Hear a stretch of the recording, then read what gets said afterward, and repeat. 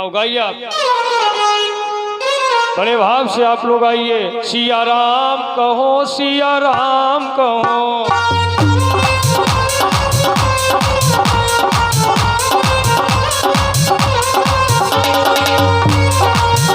सिया राम कहो, सिया राम कहो, सिया राम कहो, सिया राम कहो।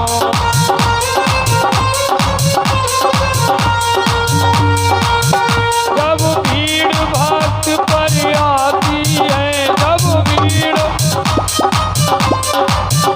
विपदा अति उसे सताती है, विपदा तब आन बचाते हो भगवान।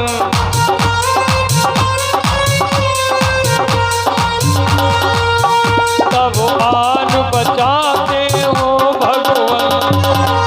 सिया राम कहो, सिया राम कहो,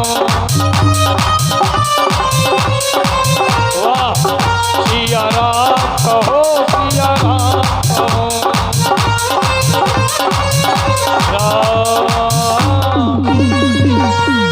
बोलिए राघवेंद्र सरकार की।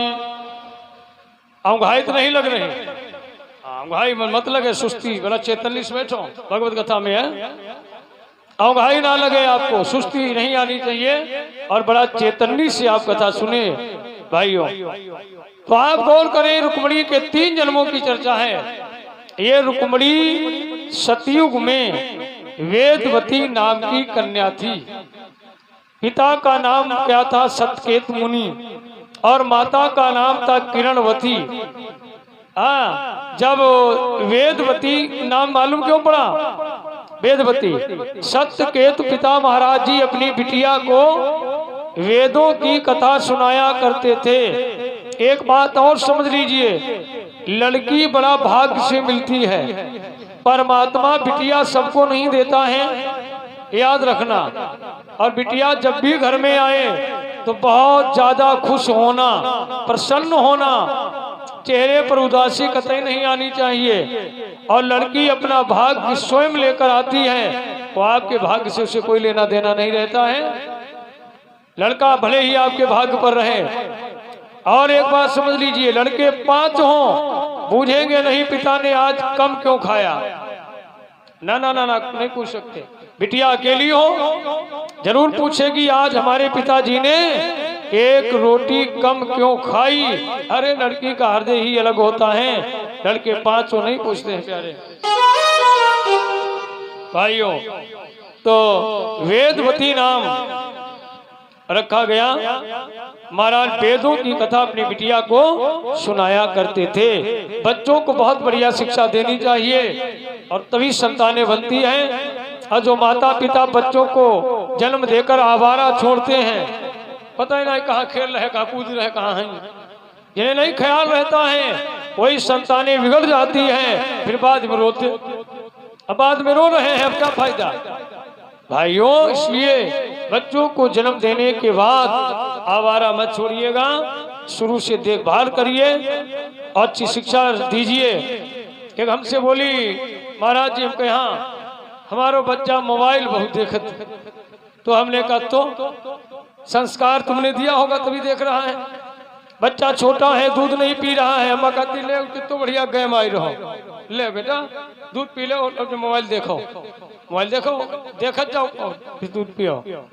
अरे प्यारे भाइयों, संस्कार तो तुम दे रही हो। अब जब धीरे धीरे मोबाइल देखता रहा, बड़ा हो गया, अब कैसे हटे? अब नहीं हटेगा मोबाइल के पास से, बराबर देखेगा भाइयों। इसलिए अब वेदवती नाम पड़ गया। तो वेदवती ने एक संकल्प लिया था, या मम ब्याह ब्रह्म के संगा, नर को हम दी है नहीं अंगा। मेरा विवाह ऐसे के साथ में होगा जिसके नाम पर एक बार चूड़ियां पहन लूं, फिर दोबारा उतारनी ना पड़े। ऐसे पति को क्या बरऊं, जो जन्म में मरी जाए।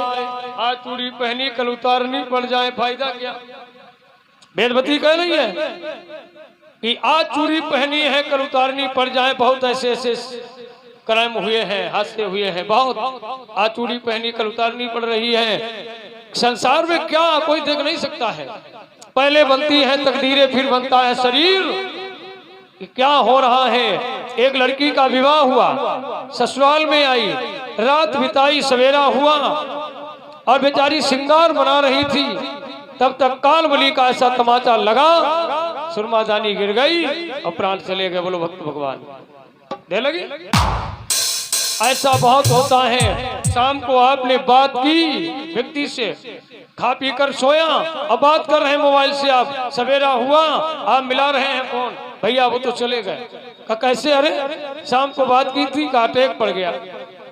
प्यारे भाइयों, इसलिए वेदवती कन्या कह रही है, ऐसे पति को क्या बनाऊं, आज चूड़ी पहनी कर उतारनी पड़ जाए और मेरा विवाह तो ब्रह्म के साथ में होगा, ये संकल्प लिया था। एक दिन माता पानी भरने चली गई, पिता हवन के लिए आम की समधा लेने जंगल में आए। हाँ, और बड़ा तब तक क्या हुआ, दुष्ट पापी रावण अपने विमान पर बैठ कर आया। उसने देखा कि लड़की है, बहुत सुंदर है, विमान नीचे खड़ा किया, गया पास में और निवेदन किया है।